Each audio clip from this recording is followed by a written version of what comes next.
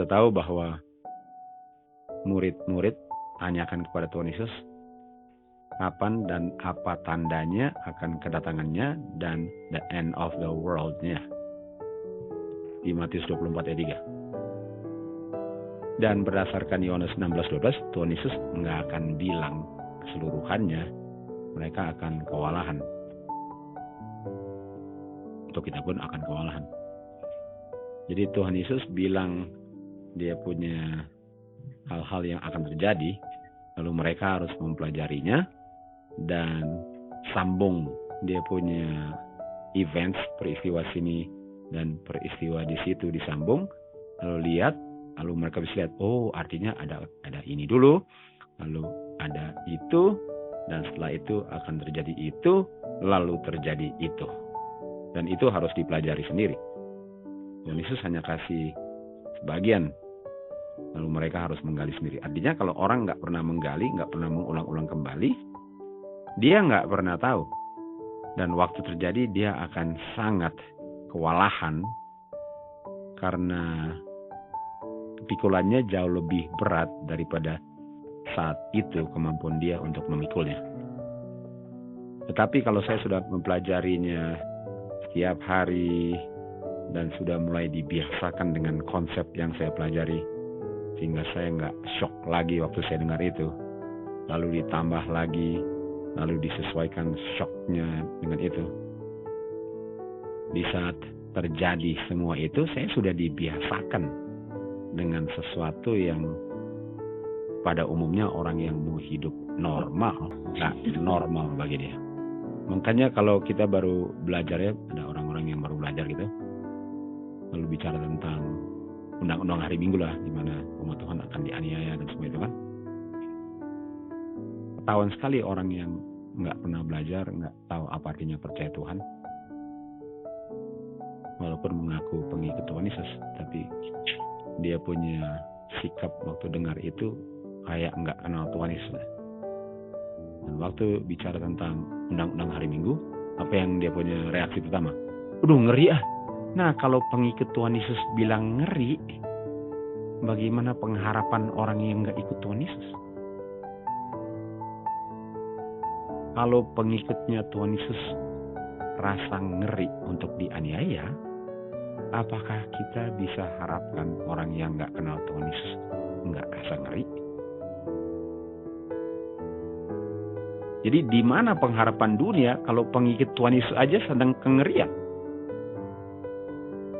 Apa yang akan dikabarkan bagi dunia kalau yang mengabarkan itu penuh dengan ketakutan? Bagaimana saya bisa belajar firman Tuhan dan saya takut waktu belajar nubuatan, lalu saya mau mengabarkan pekabaran nubuatan? Bagaimana itu?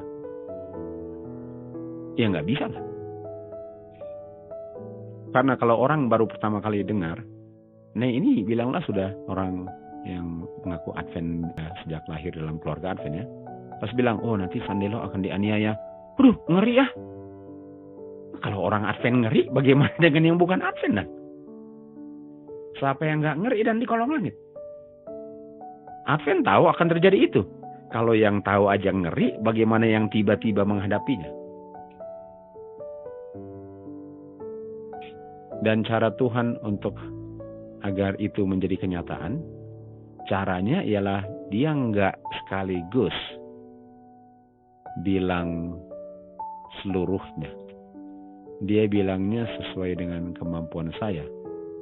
Tapi kemampuan saya itu harus bisa sampai di titik di mana saya sudah bisa melihat yang paling parahnya. Saya harus bisa dengar keseluruhannya, tapi keseluruhannya saya terimanya sedikit demi sedikit, bukan langsung pada waktu yang bersamaan. Saya baru ngomong tentang hal-hal yang akan terjadi. Saya belum bilang tentang yang terjadi. Karena orang kadang-kadang udah ketakutan hanya mendengar apa yang akan terjadi, apalagi waktu sudah mau terjadi. Jadi waktu saya belajar, ini baru belajar, belum kenyataan. saya akan lihat bahwa wow, ini yang paling ringan. Saya bilang wow. Nah, Tuhan mau saya belajar terus, dan waktu saya lihat betapa gawatnya nanti, Tuhan mau saya lihat kuasanya Tuhan dan kepedulian Tuhan, perlindungan Tuhan, walaupun dianiaya pun, walaupun mati pun, tapi saya mau lihat rencana Tuhan dalam kehidupan saya, dan ujungnya itu keselamatan saya dan cinta saya kepada Tuhan. Jadi itu yang mau dibentuk dari apa yang saya pelajari. Dan setelah itu saya belajar lagi, lalu saya belajar lagi, ada sesuatu yang lebih mengerikan lagi, lebih parah lagi.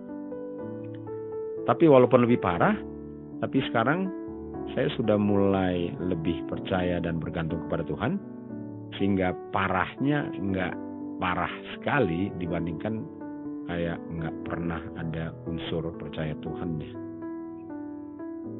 Jadi lama-lama saya sudah mulai dibiasakan dengan hal-hal yang akan terjadi.